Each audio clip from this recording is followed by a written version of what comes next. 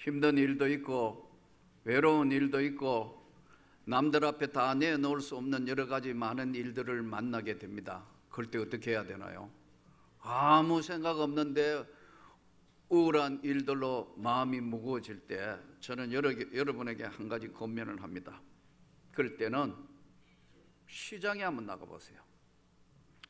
뭐 작은 시장도 괜찮겠지만 좀 큰 시장에 남대문 시장, 동대문 시장 이런 데 나가서 열심히 사는 사람들 한번 보세요.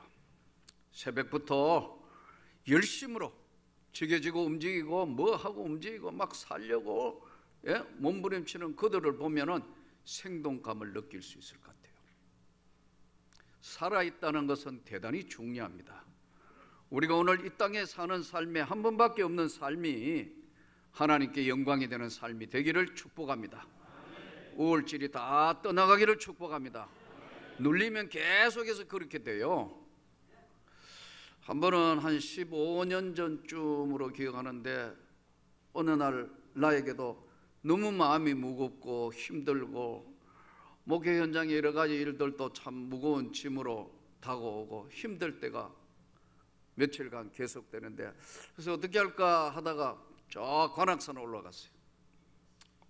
관악산 이제 높은 곳에 올라가가 저 아래쪽을 딱 보니까 개미처럼 집들이 쭉 탁탁탁 붙어 있고 아파트가 쫙 서 있는데 도로에 사람들이 가고 자동차가 지나가는 모습을 물끄러미 한 2시간 혼자서 그 위에서 저기 누가 살까? 뭐 먹고 사는가? 저렇게 많은 사람 다 해가 지면 저녁에 각자 집으로 들어가고 바쁜 일가로 움직이는데, 하나님 보실 때도 위에서 이렇게 내려다보면 우리 삶이 이런 거 아닌가 그런 생각을 해봤어요. 그래서 그걸 한 2시간 정도 물끄러미 쳐다보고만 있어도 치유가 되더라고. 이게 우리 삶은 언제나 좋은 일만 있는 건 아닙니다, 여러분. 그러나 강력한 성령의 능력과 은혜로 저와 성도 여러분의 삶에 하나님이 함께 하신다는 것을 믿어야 합니다, 여러분. 그러므로 우리가 오늘 이 본문은 로마서 6장은 이렇게 시작됩니다. 그런즉 어찌하리요? 우리가 법 아래 있지 아니하고 은혜 아래 있으니 죄를 지으리요? 그럴 수 없느니라. 너희 자신을 종으로 내주어 누구에게 순종하든지 그 순종함을 받는 자의 종이 되는 줄을 너희가 알지 못하느냐? 혹은 죄의 종으로 사망에 이르고 혹은 순종의 종으로 의에 이르느니라. 이 로마서 6장의 본문을 다시 깊이 들여다보면 2가지가 존재하는 것을 말씀해요. 하나는 법 아래, 또 하나는 은혜 아래. 우리가 법 아래 있지 아니하고 은혜 아래에 있다, 이렇게 말씀해요. 우리 사는 세상은 딱 2 종류의 사람들이 사는 거예요. 법 아래 사는 사람과 은혜 아래 사는 사람이에요. 저와 여러분은, 사랑하는 성도 여러분 모두가 은혜 아래 살기를 축복합니다. 법 아래 산다. 법은 모든 사람들에게 적용이 되는 거죠. 법이라는 것은 바로 법정 용어로 법은 2가지가 있어요. 하나는 형벌이 있어요. 죄를 지으면 죄에 대한 것을 반드시 거기에 상응하는 벌을 받아야 되는데, 형벌을 첫째 법정 용어에 이 바로 법은 형벌, 죄가 있다 없다 이걸 나누는 거예요. 있다 없다. 그래서 교도소 같은 경우에 가보면요, 미결수, 기결수. 미결은 아직 형이 확정이 안 된 거고, 기결은 형이 확정되어서 그 죄에 대한 대가로 징역을 사할 때 그 사람을 기결수라 이렇게 이야기해요. 미결, 기결. 그런데 이제 법 아래 들어가면은 제일 첫 번째 죄의 유무를 따지는 거예요. 죄가 있다 없다. 이것이 첫 번째 법정 용어 아래 들어가는 죄의 형벌에 따라서 있다 없다. 2 번째는 죄의 형량이 얼마냐, 몇 년 징역. 뭐 몇 년 어떻게 하다가 큰 죄를 지었다. 무기징역. 이거보다 안 되면 어떻게 해요? 사형. 이렇게 형량과 형벌이 따로 있어요. 형벌은 있다 없다. 그 다음에 반대로 형량은 죄의 질에 따라서 다 정해진단 말이에요. 몇 년, 몇 년, 몇 년, 몇 년, 몇 년. 고의적으로 뭘 나쁜 짓을 했다. 소위 법정용어로 죄 질이 좋지 않다. 이런 형량을 정하는 거죠. 여러분 다 주 안에 은혜 안에 살기를 축복합니다. 이 죄를 지으면 바로 죄 때문에 죄의 종이 되어버린다는 거예요. 죄의 종이 되었다. 그런데 은혜 아래 있으니 죄를 지으리요? 그럴 수 없다. 은혜 안에 사는 자. 사랑하는 성도 여러분과 저는 은혜 아래 사는 자예요. 주의 은혜로 살아왔고 주의 은혜로 사는 자예요. 자, 이 주의 은혜로 사는 자의 은혜 아래에는 사는 자에게는 그러면 무엇이 적용되느냐? 죄 사함 주셨다는 거예요. 믿습니까? 주님의 은혜로 사형에 해당하지만 주님이 대신해서 지신 십자가의 은혜로 말미암아 죄 사함을 받았다. 다 사여져 버렸다고요. 없는 게 아니지만 죄를 지었지만 그 죄를 죄 사함 주셨다. 단번에 영원히 죄 사함 주셨다. 할렐루야. 죄 사함을 주셨다. 완전히 죄를 다 사해 버리셨다. 그러면 은혜 아래에 있는 자에게는 죄를 사해 주시고 죄를 소멸시켜 주신다. 없애 주신다. 아예 완전히 없는 거로 사해 주시고 하나하나 없애 주신다. 소멸. 없애 주시는 거죠. 예를 들어서 한번 볼까요? 우리가 빚을 많이 졌어요. 너무 힘들고 어려워가지고 뭐 은행에 이거 3천만 원, 2천만 원, 1,000만 원, 500만 원 계속 빚져가 있다고 생각해 봅시다. 예를 들어서 그럼 어떻게 해요? 못 갚을 형편이 됐다. 이제는 어떻게 손들 형편인데 도와주시는 분이 500 지워버렸다. 1,000 지워버렸다. 200 지워버렸다. 3,000 지워버렸다. 눈도 깜짝 안 하네요, 여러분은. 지금 없어지는데 여러분은 나하고 아무 상관이 없으니까 뭐 지워져도 상관이 없지만 여러분 예를 들어 1억 정도 빚을 졌는데 빌린 게 다 기록되어 있단 말이에요. 은행에 가면 요거 하듯이 우리가 죄를 지었다고 알게 모르게 지은 죄가 500, 1000, 1500, 2000, 2500 다 있는데 이게 쌓여 있다고 리스트가 하나씩 500, 1000, 1500 막 지어지면 여러분 실제 여러분이 그렇다 생각하면 얼마나 감격하겠냐 이거예요. 이 죄를 소멸시키죠. 나중에 지우고 없어졌다. 주홍같이 붉을지라도 양털같이 희게 하마. 은혜 아래 사는 자에게 주시는 죄를 사하여 주시고 죄를 소멸시켜 주신다. 죄를 이길 권세는 성령의 능력밖에는 없는 일 하신다. 소멸시켜 주신다. 그 다음에 은혜 아래 사는 자에게 주시는 진짜 놀라운 것이 또 한 가지 뭐냐면요, 죄를 가리워 주시는 거예요. 내가 부족하고 내가 허물 많고 지나온 삶에 참 내놓을 것 없고 그런데 내 죄를 가리워 준다고.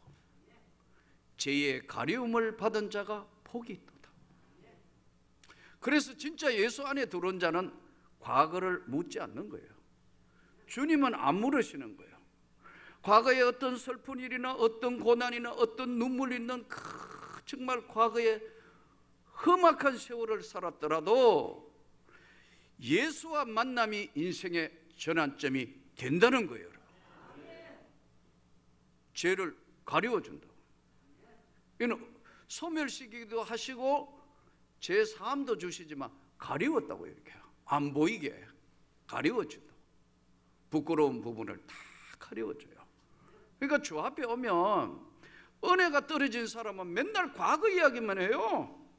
미래로 진척해서 가지를 너 과거에 뭐 했고 그래서 과거에 머물다가 과거에 죽는 거예요. 근데 은혜의 사람은 과거는 그랬다 이거예요. 삭개오가 그랬고, 여러분 성경에 보세요.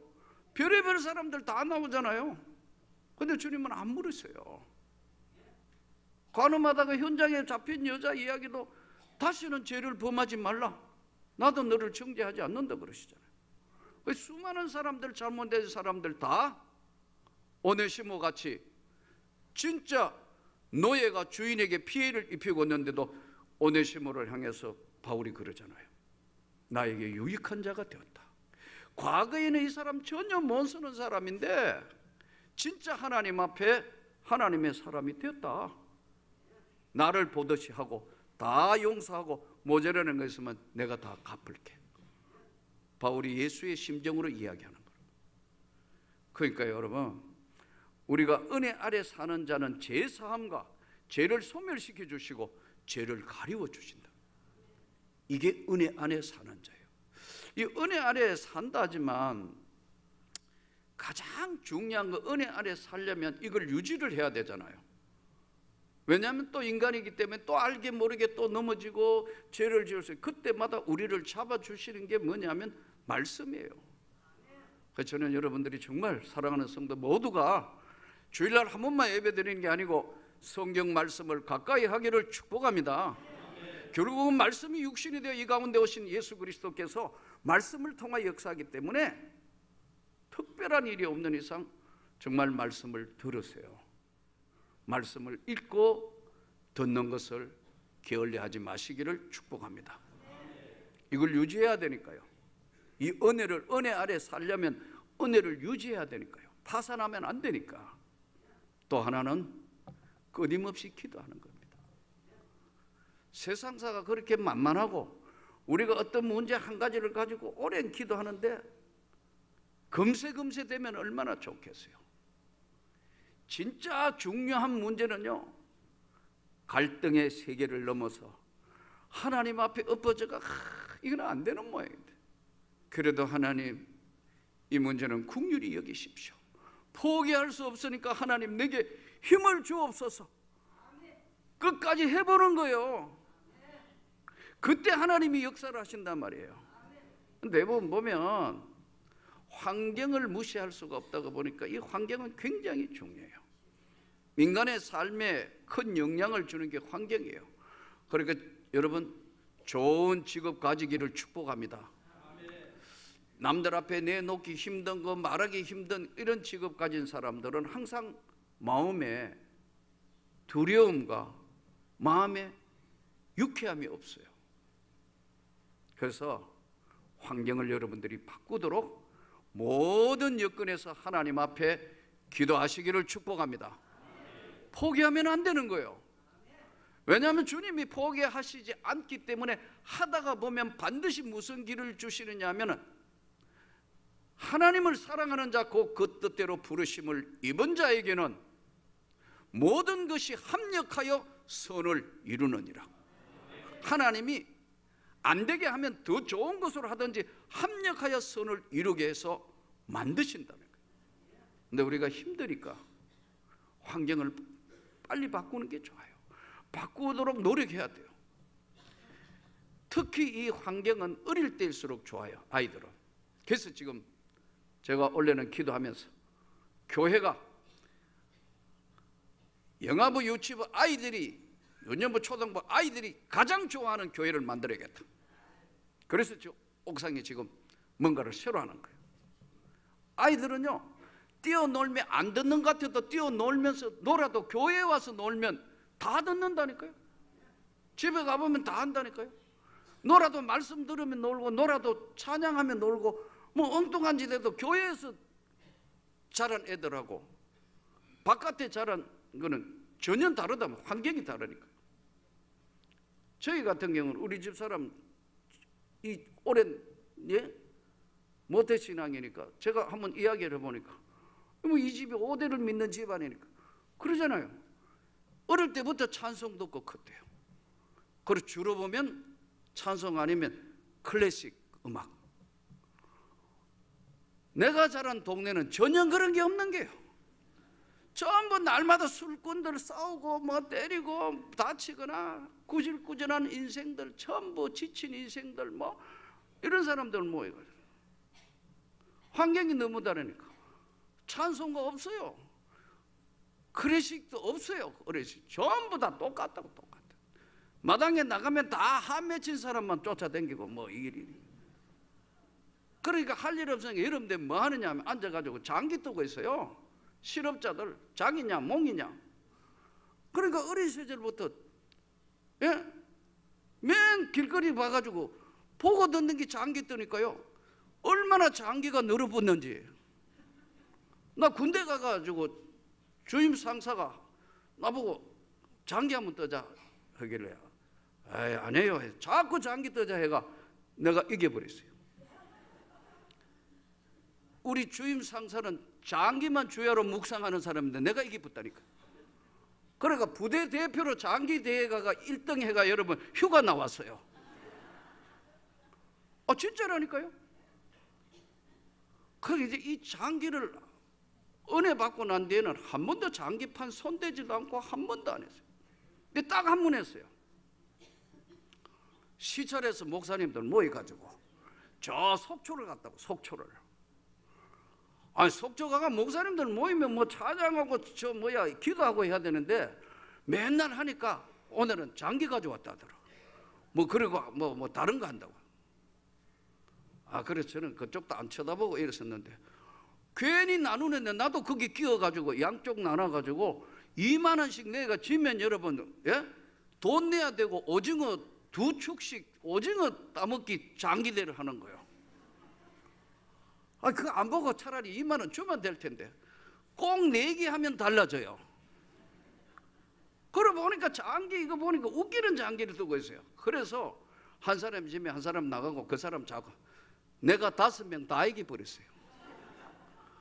그래가지고 오징어 2축을 받았는데 저녁에 자려고 누워있으니까요 성경이 얻어가쁘고 장기판만 나오는 거예요.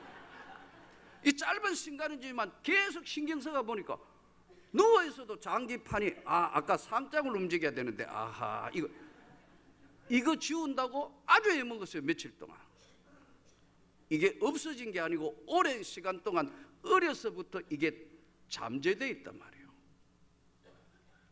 사랑하는 성도 여러분, 말씀과 찬양과 기도의 은혜 세계로 들어가기를 축복합니다. 안 그러면 은혜를 제 아래에 있느냐 은혜 아래에 있느냐, 죄 사함 받았고 소멸되었고 그리고 죄를 가리워준 이 은혜는 어디로 가고 발을 잘못 디디니까 딴 세계로 끌려가는 겁니다. 성경에 보면요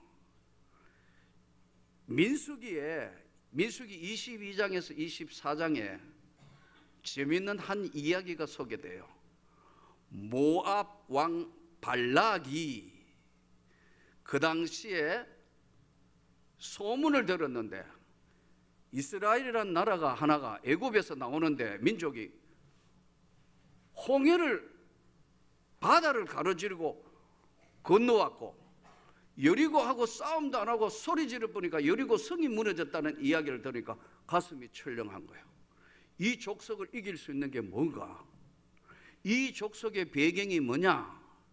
이 족속은 오직 유일신 하나님을 믿는 족속이니까 이 하나님 앞에 저주를 받으면 이 족속은 망할 수 있으니까 싸움으로 안 되니까 영적 주술사를 찾는 거예요. 마술사, 주술사, 우리로 이야기하면 무당, 영매자, 영통자를 찾는데 그게 발람이라는 사람이에요. 여러분 성경 안 읽으면 내가 지금 전설 따라 삼천리 하는지 여러분 몰라요. 성경을 읽어야 이 이야기가 되는 거예요. 그래서 말씀을 가까이 해야 된다. 그러니까 발람 선지자를 이제 불러요. 불러가지고 모압 왕 발락이 자기 이제 측근들을 보내가지고 야 돈을 많이 줄 테니까 저 이스라엘 족속을 네가 저주를 해라. 근데 성경에 보면 발람이 이방 사람이고 주술자고 영적인 그런 우리에게 무당적인 어떤 그런 사람인데 선지자라고 붙였어요. 발람 선지자. 더 놀라운 것은 이 발람의 이야기를 다루면서 신약 성경에 안 나오면 좋을 텐데 민수기 22장에서 24장까지 세 장에 걸쳐서 장구하게 이 발락의 이야기가 나오는데요. 지금 여러분과 말씀 듣도록 성도 여러분과 저에게 지금 이 말씀을 통해서 한번 보세요. 저주하라 한다고. 그러니까 이제 발람이 이제 내가 기도해 볼게. 일주일만 좀 있어봐. 하고 난데 기도하고 난데 하나님이 또 유머스럽게 그런 영매자, 무당, 주술자에게는 안 나타나면 되는데 하나님이 나타나가 저주하지 말고 너는 축복을 해라. 내가 함께하는 족속이고 선택받은 족속이니까 저주하지 말고 축복하라 한다고. 그래서 이거 해당이 없고 이 사람들은 축복받은 사람이니까 안 돼 가. 그랬더니 모압 왕 발락이 더 높은 대신과 조건을 주는 겁니다. 뭐든지 다 들어줄게. 우리에게 달라는 대로 다 줄게. 와, 한 번만 저주해줘. 그러니까 이 발람이 마음이 움직이가 가는 거예요. 오늘 찬양대 찬양 잘 했는데 여러분 자꾸 유혹하면 어떻게 해야 되나요? 안 가야 되죠? 왜 하면 안 해요? 갈 것 같아요. 곧 찬양은 잘했는데 여러분 단호히 거절해야 되잖아요. 죄나 유혹은 단호히 거절해야 된다고. 이게 알아요. 그런데 너무 좋은 조건을 제시하니까 슬그머니 나귀를 타고 가는데 늘 타고 다니는 나귀인데 나귀가 밭으로 뛰어들어간다고. 그 화가 나니까 나귀를 채찍질해요. 정신 나간 나귀야. 이게 어디로 왜 길을 안 가고 밭으로 가느냐니까. 나귀가 말을 한다고. 내가 이때까지 주인 말을 다 들었지만 앞을 보라고. 앞을. 그런데 앞에 여호와의 사자가 칼을 들고 있는 거 보고 그때서야 깨닫는다고. 가지 말라. 그래 돌아서려 하니까 정 가면 가서 저주하지 말고 축복을 하라 그런다. 그러니까 우리가 세상의 은혜 안에 살지만 죄의 유혹이 얼마나 강하다는 걸 우리에게 보여줘요. 발람의 길을 걸어갔으며 멸망의 길을 갔으며 발람의 어그러지는 길을 가는 사람이 있다는 거예요. 은혜 아래 살면서도 단호히 이기기를 축복합니다. 어떤 어려움과 어떤 힘듦이 있더라도 끝까지 한번 해보는 거예요. 그럴 때 하나님이 길을 여시는 거예요. 안 되면 하나님이 합력하여 선을 이루게 역사하신다. 그래 끝까지 간다고. 가서 축복하는 게 아니고 계속 축복하는 게 아니고 3번이나 할 때마다 축복이 아닌 저주가 아닌 축복을 한다고. 저주하려면 하면 축복이 나오고 저주하려면 축복이 나오고 저주하려면 축복이 나온다고. 마지막에 민수기 24장 17절에 보면은 한 별이 야곱에서 나오고 한 홀이 이스라엘에게서 일어나리라. 예수가 오는 걸 예언한다고. 저주하라 했는데 축복한다고. 여러분 저와 여러분을 저주할 사람은 아무도 없습니다. 예수를 믿음으로 말미암아 성도가 되는 그 순간에 하나님이 선택했기 때문에 누구도 저주할 수 없다. 무당 어떤 거 다른 신적인 다른 종교의 어떤 것도 우리 주 예수의 사랑에서 끊을 수 없느니라. 이 주의 말씀을 들으면서 어떤 상황이 오더라도 주님을 바라보면서 그 주님이 나와 함께하고 계시고 세상 끝날까지 함께하실 약속을 믿고 믿음 앞에 은혜 앞에 나는 한 발 한 발 발람의 어그러진 길을 가지 않도록 조심스럽게 또 한 주간 세상에서 믿음으로 승리하는 저와 여러분이 되기를 주님의 이름으로 축복합니다.